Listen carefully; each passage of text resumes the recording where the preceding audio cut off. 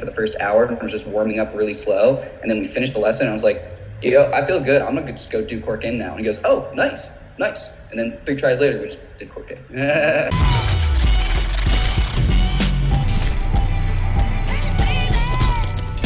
What's up, guys? Today's guest is a world-renowned tricker and the 12th person in the world to land Snatchcannon. Please welcome to the JAMCast, Mr. Ethan Turner. What's up, dog? What's good? I'm stoked to be here. Hell yeah, man. I'm stoked we can make this happen because we actually were going to meet up in person a month ago, and I was going to be at the session where you landed Snatchcannon, and then I broke my knee off and had to go home early. Dude, how is your knee, by the way? Like, that must have been really, really bad if you used to, like, dip back to California back quick. It was crazy. Did you see the clip online, bro? Oh. No, I don't think so. Ooh, I'll have to send it to you and put it on the screen right now. But yeah, basically I was at Camp Woodward with Bailey and I jumped like a 10-foot gap, but I had brand new shoes on and I just slipped. And then I basically fell from 7 feet straight on my kneecap. So sprained my MCL, crazy internal bruising. So I'm going through PT right now like crazy, bro. Crazy. Hell yeah. Dude, Jesus Christ. I'm glad you're okay. I know, man. I'm like, dude, I'm getting way too old to be doing this stuff. And it's kind of funny though, because like the oldest video of you on your personal YouTube channel is actually called like Camp Woodward, and it's you actually doing parkour as opposed to tricking. Yup. It's like the one parkour video still on my channel. So when you started your movement journey, were you a parkour athlete first, or were you a tricker first, or kind of a fusion of both? Like when I was like 5 or 6, like I started like Taekwondo, and I got like a black belt in that, and I was like doing gymnastics at the time too.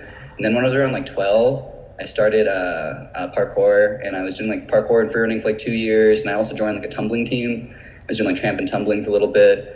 And then like I went to Red Bull Throwdown in 2014, and that was like my first real exposure to tricking. And I was blown away. Instant, I was like, dude, this is it. This is it. Dude, that is such a crazy thing. Because yeah, that video of Woodward is you in 2014, and honestly, like no disrespect, but you look like a little kid. I don't even recognize you, bro. It's insane.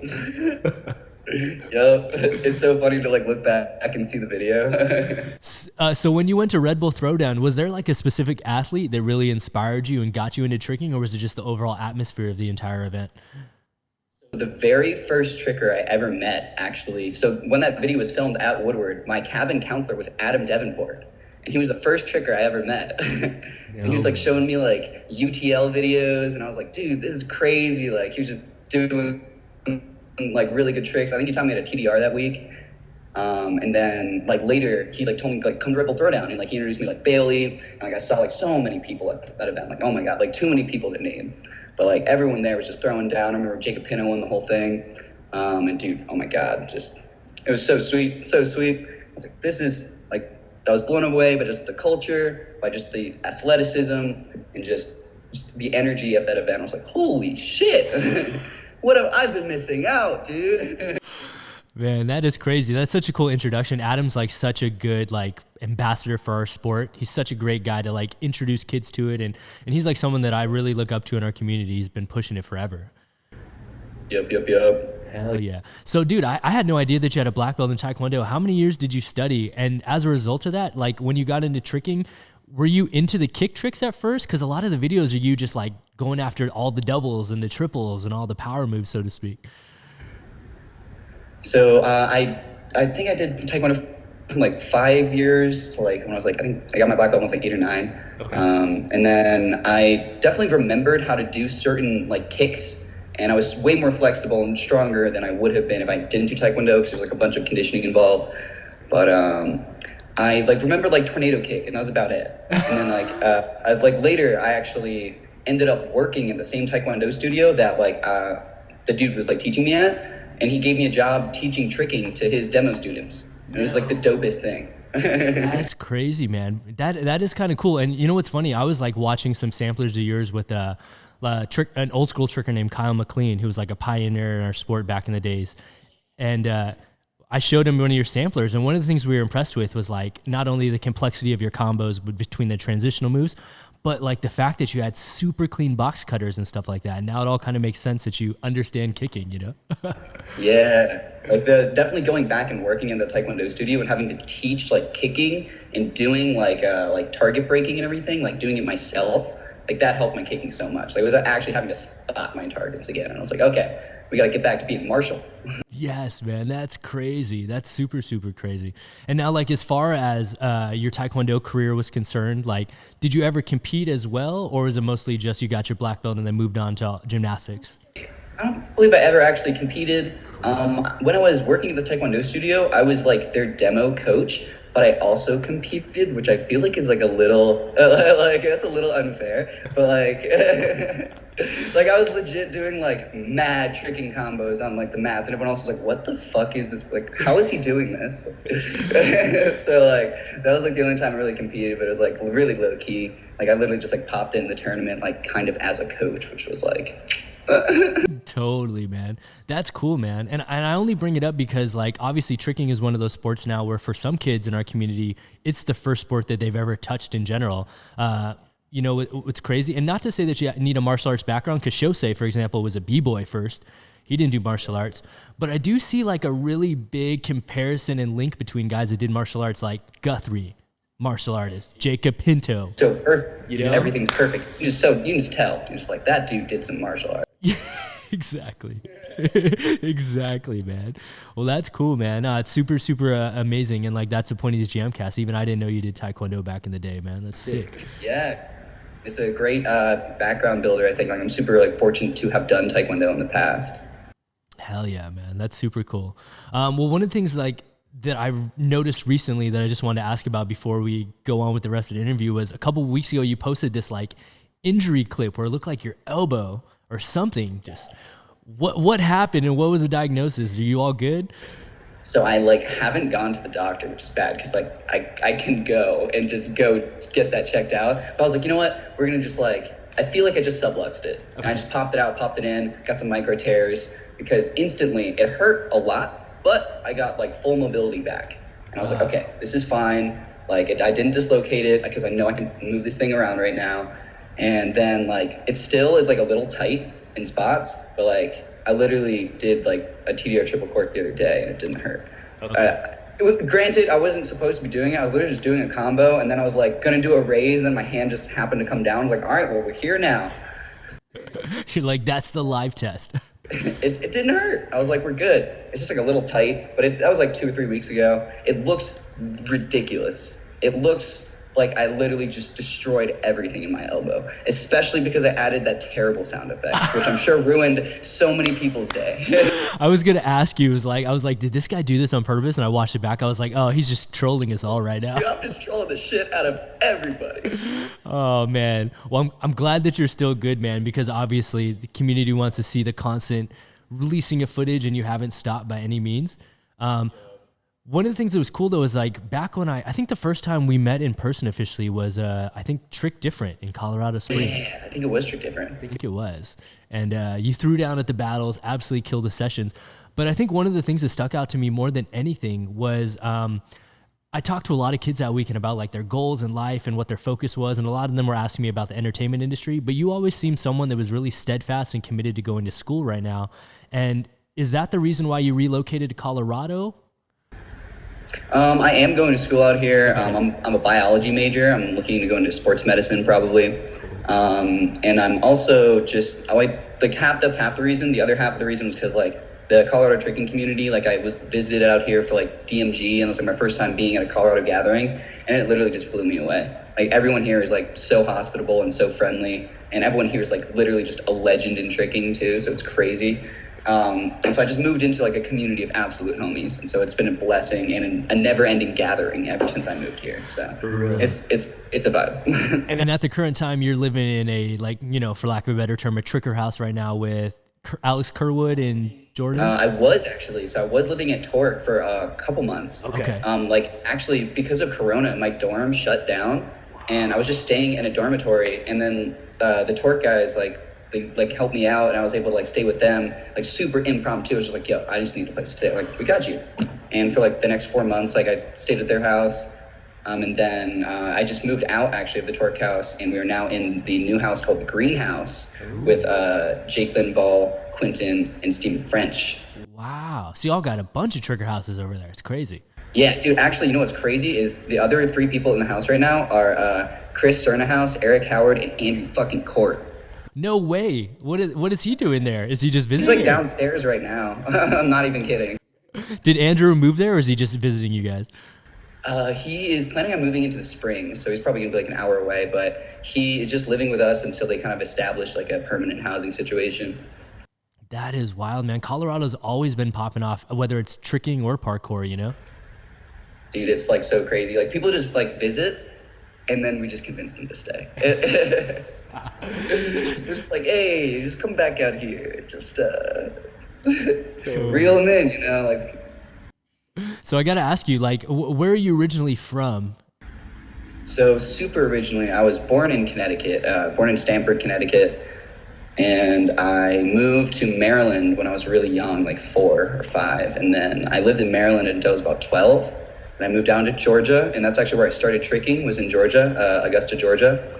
And then I moved back up from Georgia to finish and graduate from high school in 2017 in Maryland. And I finished in like Glen Elg, Maryland. And then I moved out here just August of last year. So I've been out here for a year, and it's been incredible. Like Colorado so far has been like my favorite place that I've lived, like by far. There's so many crazy landscapes you can drive to like within an hour, and just the amount of triggers is overwhelmingly amazing. Yeah, man, it's a dope spot. My little sister and her husband and newborn son, they live out in Denver, so I frequent there as much as I can.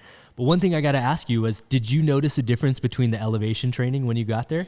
Yes. All right. So my very first time in Colorado, actually, it was at DMG. And I remember coming in and I was like, dude, I'm so excited. And then like my nose just started bleeding. I was like, why is this happening? I was having to drink so much water. And then I got to the first session and I felt like I had a fever or something. Like I like was like so fatigued, and like my balance and the gravity, like center of gravity felt so off. And I realized I was just like experiencing a weird elevation sickness for like the first day. After that, like I slept it off and I felt fine the next day. But dude, the fucking first day I felt so off. It was the strangest feeling, like in training, like tricking, doing like super hard exercise with that like weird gravity imbalance, or just like me being fucked by the elevation. I was just like, dude, no. Yeah, the first time I went and did parkour outside, I was gassed so quick, and I was like, I'm not out of shape. This is something different. And then I remember Read up here right now. And then I remember the first time lack of oxygen to my brain, if anything. And then the first time I drank a beer, I was like, oh, it's different up here. It's definitely different. Yeah, that's wild, man. So yo, like with everything that's going on right now, like how do you find the balance between school? Are you do you have a different schedule because of COVID during this fall semester, or have you not started yet? Like I'm a completely online student this semester, which is kind of nice because like I can be completely remote, so I can just kind of go wherever and do my work done, get my work done like whenever I need to. It's definitely not as engaging, and I have something like a 2-hour and 45-minute lab that I just sit there and like I just watch the person do the lab. I'm like, this is the least engaging way to do the lab. But, you know, we got to do what we got to do. Like, I didn't sign up for classes in person because I figured that they were just going to get shut down again. So I just chose remote classes. And that way, if they do get screwed, I'm not screwed. And I can just be remote anyway. And this is actually really nice because I think it's like in a week, I'm going to head down to South Carolina for Scott Fest. And I wouldn't be able to do that if I just had my semester. Nice, dude. Are you going to make it to Shant Jam also, or just Scott Fest? How close are those two events? Are they like the same date? Like if they're like around the same date, then maybe. I don't know. I'm just bummed because I was supposed to go to Scott Fest, but because of my knee, I'm going to just play it safe and just wait till next year. True. I'm pretty sure I might have to take an organic chemistry exam during Scott Fest, bro. That'll be a gathering to remember if you pull that off. It would be like, all right, what's the dipole interaction between these two polar molecules? Go, triple cork. Exactly. It's gonna be a terrible time. That's funny, man. And so, like, just to put it in like relative terms for people, because like I said, I think it's something super unique that you're actively really pursuing your higher education at this point. A lot of kids either like drop out or just get their focus on to just making money immediately. How many hours a week do you spend studying for school comparative to how many hours a week are you training tricking? let's see, I used to train a lot more since my injury. Like I've been training a lot less, but I used to train almost like every other day if I could, like every day. And the sessions would be typically 2 to 3 hours, maybe longer. And then when it comes to like classes, I usually have like a bunch of classes on like a Monday, Wednesday, and like Thursday, and have like a Tuesday and Friday where I just do like almost all of my work. And so like on those Tuesdays and Fridays, I'll just sit down and literally just like fucking go for hours. So it is a nice break because like on that Tuesday I'm usually just like resting, and then usually we have like a really fire cat session at the end of the day. So like I'll get my work done all morning and like have no classes and anything else to do, maybe edit, and then after all of that is done, I will go to session and literally just go so hard because I've been working all day and I just need to get that shit out of me, bro. I'm like, let's go. So Tuesday sessions are hype. Hell yeah. I know that's the one that we missed too. I'm so bummed. And like with your training sessions, how do you approach them systematically? Like, do you go in there with a list of tricks you want to drill? Do you go in there certain days to clean up stuff, or do you just kind of go with the flow? So I definitely plan out certain combos and things, and I'll write them down. But then when I actually get to session, I'll very rarely actually look at my notes. I usually just go with the flow of the session, and I find it's actually easier and better for the session usually for me to just go with how my body's feeling. Because if I am trying a crazy combo that I wrote down last night, it's like not the same as actually being there and going like, okay, so these are my circumstances now. I was like thinking way too highly of myself last night, I guess, because I'm not doing that combo right now.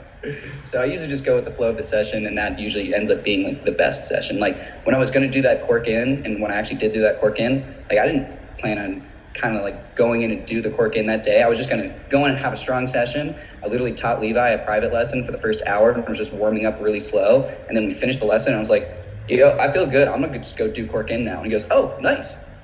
And then 3 tries later, we just did cork in. No way. And is that a move that you had like trained up to and like been ready mentally, or did you just know you had the height off your set? Just like, it kind of was one of those tricks where it was just like, yo, it's time. I hadn't trained it too much. I had one session before Corona hit where I like really trained it, and I like sprained my ankle doing it. And then I sent it on grass for some reason. And then the session came where I just finally did it once my ankle was healed, and I was like, bang. Now I just need my elbow to heal so I can do TDR quad core. Although, you know, we could just do like the aerial semi-raise and just send that quad. You don't need arms. That was my question I had for you next was, are you chasing the quad, and have you attempted any at all thus far, or what's the closest you've gotten so far? I've done one quad cork attempt ever. And I was like I think it's in Swing Theory. Mm-hmm. It's like the day with like all those crazy combos.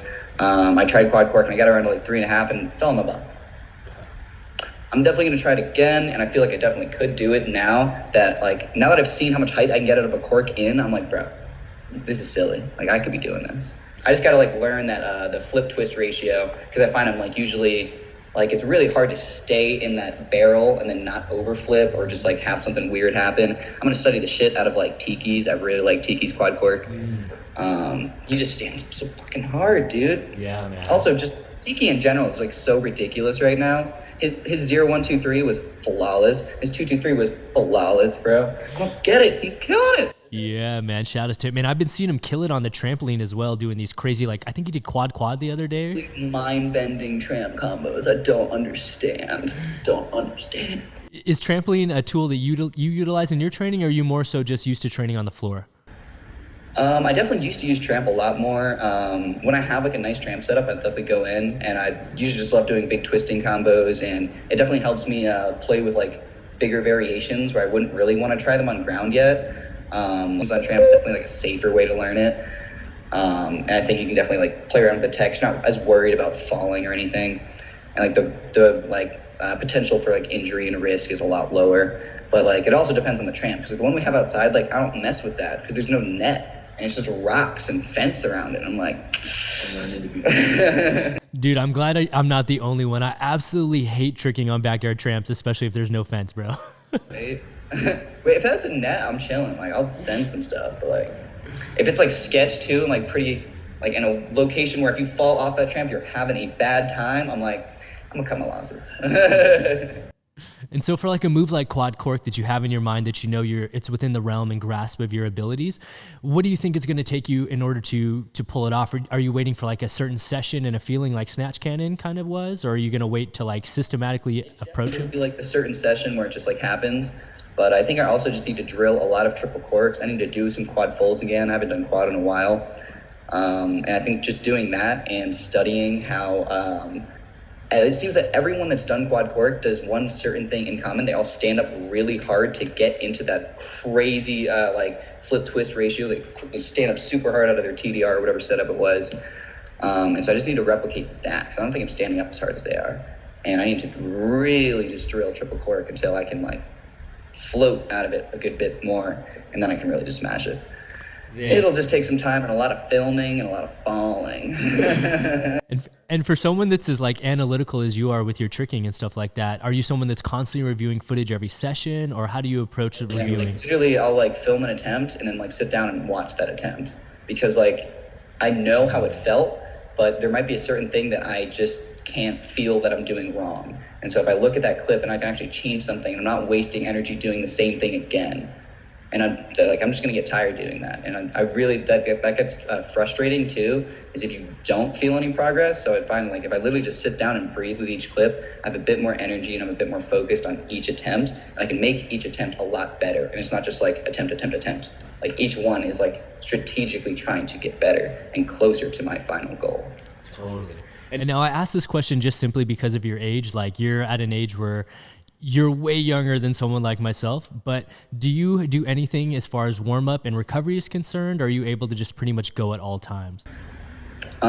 Because I am 19, I can kind of go at all times, but it definitely helps when I am like conditioning. When I was longboarding very regularly in between sessions, I found that it was kind of hurting my imbalances a little bit because like obviously you're only using one leg, but it was also really helping strengthen my legs. So I was like going out and I was getting just the lactic acid out after session, and that was really helping. Like even just like I can usually help tricking with more tricking and just have a lighter session, and that helps get the lactic acid out.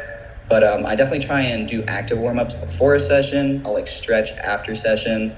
And we have like a bunch of massage guns in the house. So honestly, like I'll just like hit up a roommate and I'll have them like get 2 at a time and then just like fuck me up with it. Hell yeah. And that person that usually does that is actually right here. Mr. Stephen French is chilling right here. He's a MVP of the recovery game. Heck yeah, man. That's cool. And now with the martial arts background involved as well, and like with the kicks that you're able to pull off, is there any flexibility that you maintain for martial arts? Like, do you have only active flexibility, or are you pretty static flexible as well? So I think I was my most flexible when I was like 14 in that tumbling phase, because like they made me do so much stretching. And that actually helped me for like the longest time. And it like my dynamic flexibility is still, I think, really good, but my static flexibility has suffered because I haven't been stretching after session as much. And I remember I was watching like during like near like the beginning of Corona, you guys like posted like a stretching routine on like Jam's YouTube. And I remember we watched that. I watched it with Kerwood, and I was trying to do the stretches and I was dying, bro. Oh, that's funny. Do you find any link though between having too much flexibility? I've talked to a few high-level trickers where they say that like if they're too flexible, they actually feel like they don't have the fast twitch muscles to explode. Yes. I was gonna say when I like have like a really big stretch session, or like I do try and like really like get loose before a session, I lose some of my explosiveness. And so I think like overstretching before a session could definitely impact like how explosive you feel that session for sure. Not that you want to be tight or anything, but you want to be comfortable and not so loose that you're just like, wow, I kind of feel like a noodle right now. And so with that being said, I got to ask this because I've seen you at a few gatherings, including the one that I flew you out to for the Jam gathering last year. One of the things you're known for is throwing down at every session. How do you get through those gathering weekends? Is it just strictly adrenaline and being stubborn? It's like I literally just feed off of the energy of everyone else, bro. It's ridiculous. Like I'm just like, I can't not trick. Like everyone here is so crazy and like so much good energy in the room. I'm just like, I'm like, we gotta go now. So it is crazy how that infinite energy kind of just kicks in gathering. But then I just like die and just sleep for a couple days after the session. Getting back from gathering, I'm just like vegged out for just a couple days. Like gotta like get that lactic acid out, just recover for like a week. Yes. And now one of the things that's cool about like this generation of trickers that is so different than like guys that were back in my days is the amount of footage that you guys are constantly releasing on social media, whether it be Instagram or YouTube or any of these social media platforms at these days. So when you put out these samplers, do you go there with the intention of filming a sampler, or is it just collected footage from somebody on the outside filming you? I usually do just go to collect footage, but on certain sessions, like if I know I'm gonna hit a combo that I would want to be in a sampler, I will definitely take a specific approach with how it's filmed. Usually, like that's like at the very least, I'll like make sure whoever is filming this combo knows how to use my camera, and that's it. Because like DSLRs are decently easy to use, but mine doesn't have an auto setting, and so especially the autofocus is broken. So if you don't know how to manually focus my camera, the shot will suck. And the viewfinder's cracked. Yep, and the viewfinder is cracked. So like there are issues you got to go through, bro. But the one person that I know uses my camera like super well at every session is Jordan Alexander. So most of the clips in most of my samplers are filmed by Jordan. Hey, super dope. And then who does the editing on the majority of them? I know like some of them are edited by other people, but do you do them yourself also? I edited, I think, almost every sampler this year. The only person that I would usually hand my edits off to was Jaden Anderson. And Max Green has edited like one or two of my samplers. But Flips. and ZB Flips has made some really cool edits, although I don't think I actually have any on my channel. He made EA Sports, which was fucking sick. It was like a duo edit of me and Andrew. But most of my samplers that I put on my channel are edited by me, and if they're not, I would put otherwise. Okay. And then just as like a personal question between, you know, videos from like the Concrete Session to Swing Theory to ET to SOB, is there one that stands out in your mind as your favorite one or the one that you're most proud of? I think ET has some of like my favorite, like most intricate combos. Son of a Bitch has like some great, like really, really great like intricate combos too. Like I'm like having so much more fun playing with stances now that I'm like really understanding how to like transition in between them. But I think my favorite like just like big compilation sampler right now might be like A Year to Remember, because it has literally all of like 2019 that like was like a super big year for me. But I don't know, like one of my other favorite samples is Home. It was like a tribute, kind of a tribute. I literally just used the same song as the NTVS Trigger House sampler, which is legendary. So I was hyped. It's always a good vibe. And like SOB, was that one session or did it just look like one session? That is like, I think it's like 3 or 4 CAD sessions. All the clips from like where I'm wearing that kind of colored polo are from the same day. But the other, I think sessions, like 2 other sessions or something. But yeah, a lot of just like crazy Tuesday CAD sessions produced all of that footage. Every session's been a mini gathering. Dude, it is crazy. Yeah, so many people will like come up and like pull up and throw down. Like in between me doing all those combos, there's like Chris doing Snatchcannon and like Andrew doing full in, and just like the crazy, everyone's like landing new dubs and everything. And I'm like, We have 25% of the Snatchcannoners in the world in this house. That's really funny. That's pretty wild. Colorado, stand up, right? That's wild, yo. None of us are from here. That's so wild, man. There's got to be something with the elevation, dog. Yeah, maybe it's something in the air. That's cool, man. And now along the lines of like kind of like your tricking career and stuff like that, I know 2 things that you're kind of closely linked to is being like a torque athlete as well as being an adrenaline worldwide pro. How did that come about, and how did you get introduced and become a part of both of those? I remember I was like on my way to Loop Kicks, I think like 2018, and I remember just getting a message from Torque on Instagram, and they're just like, yo, like we're adding like a couple new people to the team. And at the same time, I think Sebastian was also getting this message, and like we were just both so stoked to like join the team. And like literally just got like an Instagram DM. Like I was on my way to a gathering, he was on his way to the same gathering, and we both got there and like, did you just get signed by Torque? He was like, yeah. Did you? I was like, yeah. I was like, sick. So and then I think we just I got to move to Colorado like last year and really get to hang out with everyone and really start designing and creating with Torque, which is a lot more fun. Getting to be like a part of the process like in person. So being out here like by the Torque House HQ is mad fun. And then with Adrenaline, signed with them last year. I remember that had been, I think, a thought on their mind for a while to add me to the team. And because I've been doing like, I remember just like, I think it was Neo 6. They announced me as like an Adrenaline exclusive athlete. I remember that happening. And then like the next year I did like a 2v2 with Brandon Davis and Tiki and JJ, and they like, flew me out for that, and that was really fun. And then I think just shortly after that, like we like moved forward to like signing like a pro contract and everything.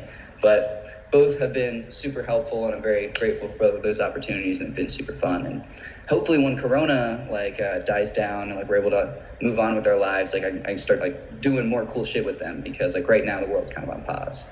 Yeah, man. And that's one of the things that I wanted to touch on, and not to be controversial or anything like that, but you know, within our small tricking community, there's been so much dissension and obviously negative attention towards Adrenaline in a lot of ways. But one thing that always blows my mind is that individuals like Shosei, Michael Guthrie, Alexander Anderson, yourself are all signed to the same company. And for people in the community to hear it from your own voice that like you're an athlete of theirs, I think will speak volumes. Like, has your experience always been positive, and what's made you stay like affiliated with them despite some of the negative attention, I guess, from outsiders?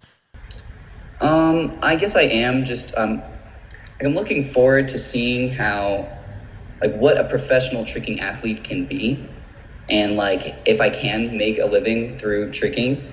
They like the marketing is definitely not as much towards like the tricking community itself, I've found, as it is more to like the sport karate realm, and I think a lot of people notice that, and so they don't think it is as associated with the tricking, but they've been in the tricking community for a long time.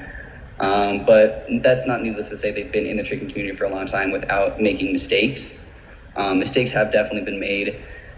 And I remember like with loop kicks happened this year. I remember Taka and I were going to like go out there, and they would have had like King of the Floor canceled. And I was pretty bummed about that. I really honestly wasn't a fan of being used to cancel that event, even though I know that like it's just because like Adrenaline wants us to not be affiliated with Bear Hustle Team, even though I love Bear Hustle Team. They're literally the fucking goats, bro. It's a tough situation. It always irks me. Yeah, it's a tough situation for me because like you know, McGuire and them have always been so great to me. I've always supported their events, been judges, you know. And at the same time, you know, Keenan's a sponsored athlete at Jam. Like I let him train there in exchange for, you know, posting and stuff. So it's tough. He is the G. He is the man. It's a tough one. But yeah, no, it sucks. It sucks. I don't know. Like it's like it's such a thing to get into. Like I don't even know if we want to get into it. Yeah, but I think at the end of the day, the most important thing is just that like individuals like yourself clearly are still aligned with it. So it still holds like some weight in our community, and it should be respected, you know? Yeah. Like I think as long as nobody is, you know, I don't even know where I was going with that, but yeah, like yeah, it has potential. Like at the end of the day, it has potential. Potential to be good or bad, and we just have to see. 100%. And now someone like yourself that obviously is an Adrenaline pro, and also from the gatherings that I've seen you at live in person, you're always someone that doesn't shy away from battling. And now is that something that you've always been a fan of, or at what point in your career did you realize like, okay, I want to get out here and start putting myself to the test against other trickers? So I actually don't enjoy battling. Wow. I'm like not joking. Like I really just love sessioning. I just love tricking. I don't enjoy a competitive aspect to something that I believe is just kind of like art. And so I just enjoy, like, the way I can force myself to enjoy battling is when I go onto the floor and I just think about it like it's a session with me and the other person, and that's it. And we're just going to have fun with each other and just kind of like see what happens for like the next 15 minutes and just throw down bangers, and that's it. And I just try and go into it like with a fun mindset, like, and that's why I don't like ever really like do any crazy taunts or anything. I just land my trick and I'm like, yeah, nice. All right, let's go. 100. So it's like, this is what I did, this is what you did, your shit was dope, my shit was dope. Like, all right, let's see who thinks it was doper. Like, so I gotta ask then, how do you always end up wrapped up in these battles? Does someone come up and convince you to do them, or? Yep, usually someone's just like, you try and battle, and I'm not gonna say no. That's funny, man. That's super funny. Is it something that you get nervous before about, or do you like construct your combos once you know that you are battling? Like if I haven't planned anything, I'm usually a little nervous, but then at the same time, I can pretty much like impromptu something that could be pretty gnarly. But we will see. Usually it's like I'm nervous until I get up on the floor, and then I'm like, let's get it, baby. Oh, hell yeah. No, that's super, super funny, man. And so like at this point in your career, like a lot of people obviously are watching your tricks constantly. Do you feel any pressure from the community right now to constantly push yourself and land new stuff? Or do you still feel that you're just tricking like for your own personal satisfaction at this point? I mean, I definitely like realize and know that there are a lot of people that like watch my tricking and maybe like have expectations for me to land certain things. I certainly get like comments every now and then. I was like, do this trick, please. I'm like, sure, like I'll try it eventually. But I like always at the end of the day, I just trick for myself and because I enjoy tricking. Okay. That's a solid answer. It's also the safe way to do it. I feel like when people start chasing clout or chasing, you know, recommendations and comments, that's a surefire way to get hurt. Yup. Dude, like, I'm not a clout chaser. Like, I'm just trying to have fun, bro. That's it. And now this is something that we kind of always ask people, and it's not because you're like different by any means, but how did you pick your tricking direction? So the direction I took in tricking, I think, stemmed a lot from just my favorite like tricker to watch, which was Michael Guthrie, and still is, because just his execution of everything and just his creativity in terms of like using all of the stances and the way that he is able to use his momentum through each trick, and he's building momentum through the combo. I was in complete admiration of that. I was like, this is crazy. This man is a master of momentum. So I've always wanted to be able to move like that, and that I think has shaped my tricking style a good bit. Okay. And is there anyone else in the community that you've always watched? Like we mentioned earlier, you've been watching Tiki lately, and obviously the first guys you were exposed to. One of my favorite trickers as well. I love watching Eduardo Ruvalcaba. I love watching Ott. He actually has some of my favorite samplers of all time. Pierre Van der A, I don't know if I'm saying his name correctly, but he makes some of the craziest samplers. One of my favorite samplers from him is Tohu Bohu. And it's like art, bro. It's literally just like on another level of sampler. But I love watching those people in particular. They have really, really clean and really, really efficient tricks. And that's what I'm thinking. I'm really about like efficiency in your movement. Like a lot of my tricks back, like when I was younger, they look super bullshit and super muscled. And like I really don't like looking at my old footage like that. And now that I look at my tricks now, I'm like, dude, it actually looks smooth and it's efficient and it looks good. And so that is, I think, what I'm after the most in my tricking is like efficiency and fluency. And what was it that unlocked that difference? Because like for me, from my perspective, like I said, someone that's watched your tricking career for the amount of time that it's been, there was a certain point when you all of a sudden started adding a lot of stance changes and more so intricate transitions. Like what was it that stemmed that on and made you change? I think I was like getting too much like into just chasing the big power tricks and doing just like certain things and rushing through the combo. And I think there was a point when I just started to really film myself and slow down and focus on each trick in the combo and make each trick as good as it could be in the combo, not just rushing through to build momentum in the end. Because I found like when you rush each trick, like, it doesn't really work. Like I thought you could just like send power through every trick and it would work.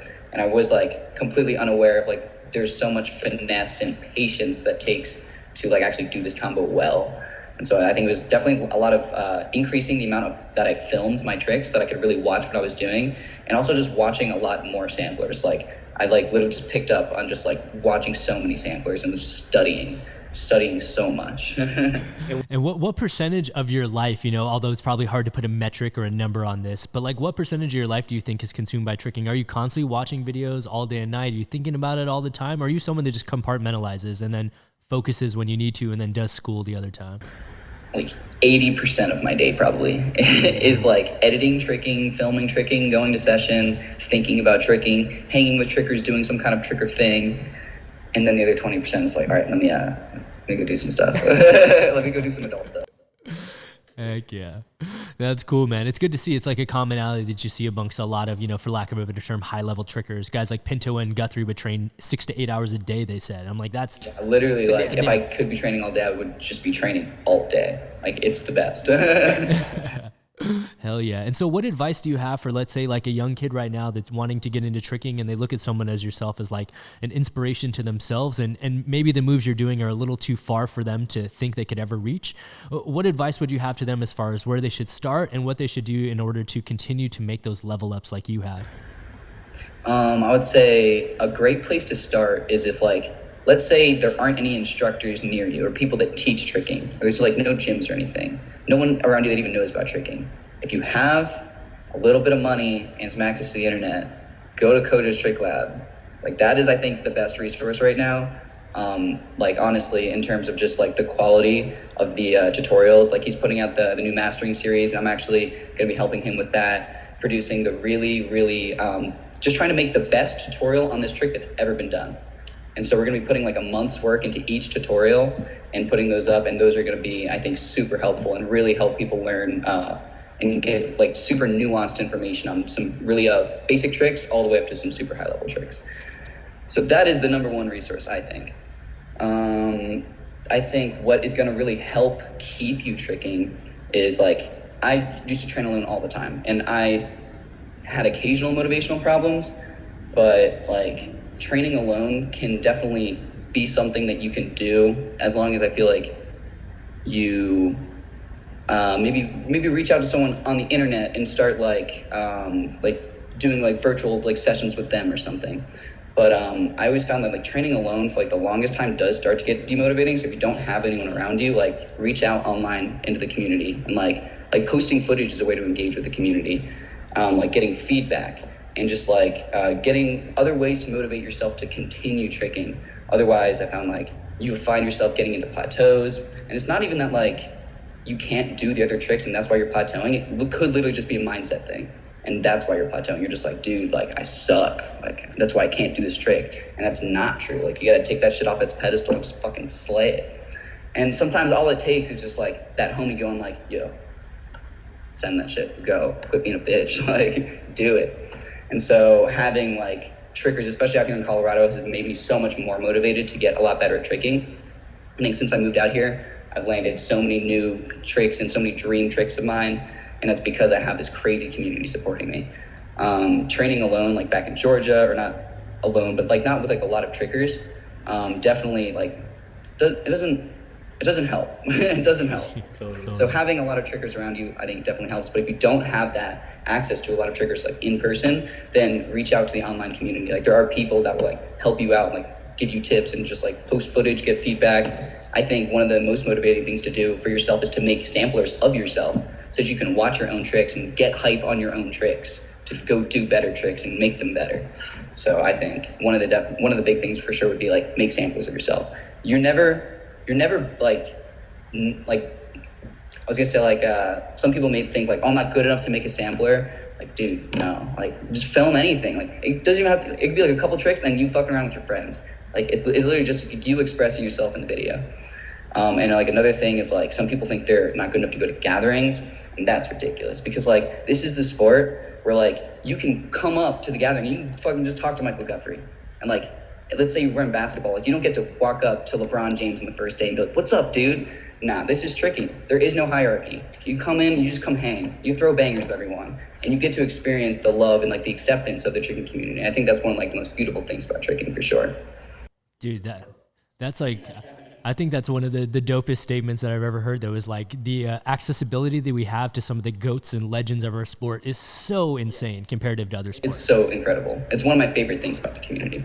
100. And now we kind of already touched on it with the talks about you probably eventually going for quad cork, but I got kind of a two-part question. One, is there a trick of yours that is your favorite to do or practice? And two, are there any dream tricks still on the list since now you've landed Snatchcannon? So one of my favorite tricks recently to do is just a snapu. And that's just because my snapu has gotten so much better to the point where I can just like have fun swinging out of it. And one of my dream tricks that I really want to do is just snapu swing triple cork. Like, I feel like that's going to feel ridiculous. And then I have this footage, and I haven't posted it anywhere because it got way too close for me to post it and then someone else land it, is a side swipe semi front swing Cali roll. And I literally got way too close to it, bro. And like, I'm gonna do it like next week or some shit, and then like freaking post it. It'll be good. Dude, on the island at Scotfest, maybe? That will be wild, bro. There's an old video of me from like 10 years ago at this like Loop Kicks White Lotus gathering where I go for a 540 misleg Cali roll. And as soon as I land, Jeremy Marinas walks up and goes, "Don't do that again. You're going to break your knee." But it's on camera, so it's tight. And Jeremy walks up to me on camera. Crazy, dude. Crazy. That is funny, bro. Yeah, I'll have to show you the clip, bro. It's pretty bananas that I even tried it. Yeah, bro. And you know why? It was at a gathering, and I was just hyped. I would never, ever go for You're that. just like, dude, I can fucking miss like trips. I can miss like fucking anything right now. The difference between that double 7, though, and the Cali roll is so crazy, because I can cheat 7, and I can do aerial semi-cheat 7 all day, or like aerial semi-snapu. But that Cali roll, It's too much. too much. Like, I'm just like watching like Haruki, I think, has been doing some banging Cali rolls recently, and I'm like, how you do that, bro? All of Volatrix, how are you so good? You're all amazing. If you're watching this, I love all of you. They got that rap triple game on lock, too. Every one of them can do rap triple. It's crazy. Heck yeah. Well, yo, man, along the lines of like the dream moves that you're obviously going to do, just as a general question, what goals do you have for yourself in tricking? Obviously, you're pursuing school right now, and you mentioned that you want to get into, you know, a career probably based on that. But like, what personal goals do you have in tricking at such a young age? So I've always wanted to travel for tricking and like travel the world, really. So when I think the world opens up a good bit, I'm going to try and really do like some kind of world tour. Probably not just like all at once, but if it could be all at once, it'd be really tight. And just living in certain places for like maybe like a week or two, and just taking my camera with me, and maybe even renting or getting a nicer camera to film a really good like sampler, like a really good sampler that spans my travels of the entire world, and like having so many gatherings and so many just amazing moments to capture. And this will be something for the community, but also something for me. When I like look back on it, I'm old as shit, I can watch myself travel the world and do crazy tricks with my favorite like trickers all over the world. So that's something I really want to do. And then other than that, I would just like to, just honestly, that pretty much sums it up. I want to travel the world, meet all the fucking trickers around the world, and make a crazy sampler that I think I can share with everyone and look back on when I'm older. Hell yeah. Hell yeah. Well, I mean, dude, you put it out there now. So, yo, everyone, when the world's back to normal, fly Ethan out to every gathering. And if any of you videographers want to make a sampler, hit my man up. Let's do it. Hell yeah, man. And so, like, this is a question I kind of ask everyone before we get out of here, just so that not only can we get a perspective into like where your mind's at, but also so that like we can look back on this same interview in a couple years from now and see what you've accomplished and if you probably have exceeded it at that point. And that's, where do you see yourself 5 years from now, and where do you see yourself 10 years from now? It could be tricking related or life related or both, you know? 5 years from now, I hope I'm just like even better. I guess and then in 10 years, I hope I'm still banging tricks, and like, I hope I'm prudent enough at every session that I never get too risky and I send something that will mess my tricking career up for like the rest of my life. Something that would like, some kind of injury that I like would not be able to come back from ever fully. So that's something I always have to keep in the back of my mind, that if I want to be tricking in my 30s and I'm at this session, I'm like, should I just do double cork in? That the answer is probably no. So definitely want to be able to continue tricking into my 30s, my 40s, and have met, I think, all of the trickers, or at least not, obviously, if I could meet every tricker, that'd be so tight. But travel the world and meet the trickers that I've been talking to online for years maybe, or meet new trickers, and go to like new sessions and explore the world and trick in beautiful spots, film incredible and beautiful samplers, and really just enjoy tricking and enjoy what the community has to offer, I think. Hell yeah, man. Well, no, I appreciate it, man. And more than anything, this has been like a super cool talk, not to talk down upon your age, but, you know, for someone at 19 years of age, you have like a very good head on your shoulders, and it looks like you have a clear direction of where you want to take your life, bro. So hell yeah. So before we get out of here, can you just let people know where they can follow you and stay up to date with the rest of your journey?